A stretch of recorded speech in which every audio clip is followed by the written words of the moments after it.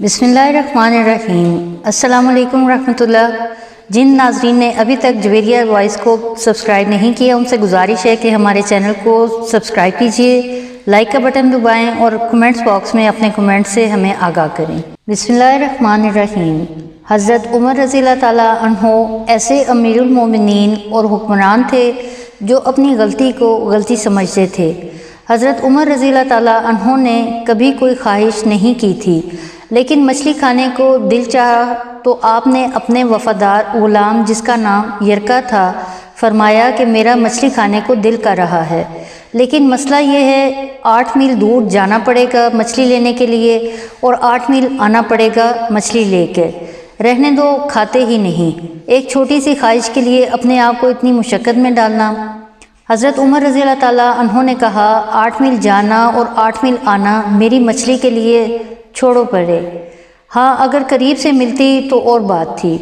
غلام کہتا ہے میں سالوں سے آپ کا خادم تھا لیکن کبھی آپ نے کوئی خواہش کی ہی نہیں تھی، پر آج جب خواہش کی تو میں نے دل میں خواہش کر لی ہے،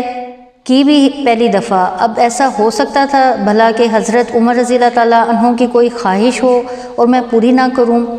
لہٰذا جب حضرت عمر رضی اللہ تعالیٰ عنہ ظہر کی نماز پڑھنے گئے تو مجھے معلوم تھا کہ ان کے پاس کچھ مہمان آئے ہوئے ہیں،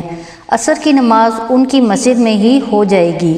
غلام کہتا ہے کہ میں نے حضرت عمر رضی اللہ تعالیٰ عنہ کے پیچھے نماز پڑھی اور 2 رکعت سنت نماز پڑھ کر میں گھوڑے پر بیٹھا، عربی نسل کا گھوڑا تھا، دوڑا کر میں پہنچ گیا مچھلی لینے۔ عربی نسل کے گھوڑے کو 8 میل کیا کہتے ہیں۔ ایک ٹوکرا میں نے مچھلی کا خریدا اور عصر کی نماز ہونے سے پہلے میں واپس بھی آ گیا۔ گھوڑے کو میں نے ٹھنڈی چھاؤں میں باندھ دیا تھا تاکہ اس کا جو پسینہ آیا ہوا ہے وہ خشک ہو جائے اور کہیں حضرت عمر رضی اللہ تعالیٰ عنہ دیکھ نہ لیں۔ غلام کہتا ہے کہ پسینہ خشک ہو گیا پر پسینے کی وجہ سے گرد و غبار گھوڑے پر جم گیا تھا جو واضح طور پر نظر آ رہا تھا۔ میں نے کہا حضرت عمر رضی اللہ تعالیٰ عنہ تو دیکھ لیں گے، اس لیے جلدی سے گھوڑے کو کنویں پر لے گیا اور اسے غسل کرایا، پھر اسے لا کر چھاؤں میں باندھ دیا۔ فرماتے ہیں جب عصر کی نماز ہوئی تو میں نے نماز ان کے پیچھے پڑھی۔ نماز سے فارغ ہو کر جب حضرت عمر رضی اللہ تعالیٰ عنہ گھر آئے تو میں نے کہا حضور اللہ نے آپ کی خواہش پوری کر دی،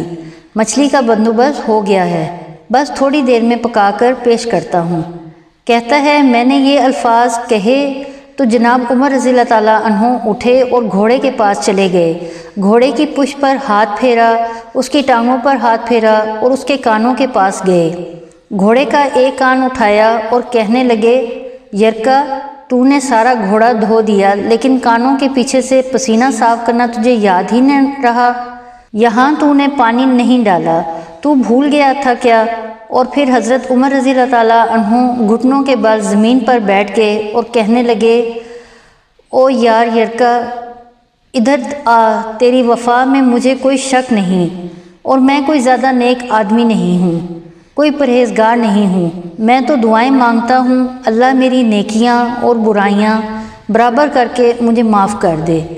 میں نے کوئی زیادہ تقوی اختیار نہیں کیا۔ اور بات کو جاری رکھتے ہوئے کہنے لگے یار ایک بات تو بتا، اگر یہ گھوڑا قیامت کے دن اللہ کی بارگاہ میں کہے یا اللہ عمر رضی اللہ تعالیٰ عنہ نے اپنی ایک خواہش پوری کرنے کے لیے 16 میل مجھے سفر کرایا،